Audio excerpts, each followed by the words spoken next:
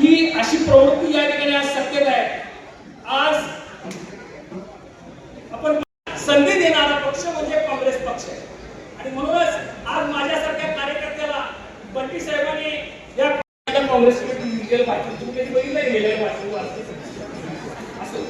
तर या ठिकाणी त्याचबरोबर ईश्वर परमार त्याचबरोबर राजाराम गायकवाड, भैया शेटके, त्याचबरोबर आज सलीमबाई पण आपल्या स्वागत करूया.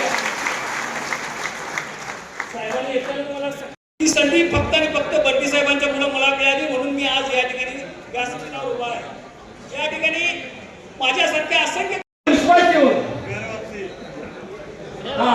राजू लागतं दरवाशी राजू माझ्यावर कॉलेज आम्ही एकत्र आहे.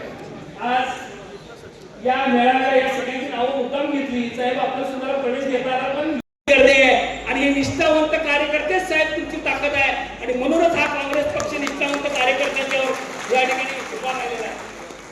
आज महाराष्ट्रात वेगवेगळ्या प्रकल्पाची नावं घेऊन जनतेची आर्थिक लूट व्हायला लागली. शक्तीपीठ महामार्ग रोज आपण पेपरला वाचतो. साहेबांनी 12 जिल्ह्यामध्ये फिरून या ठिकाणी शक्तीपीठ महामार्गासाठी रान उठवलेलं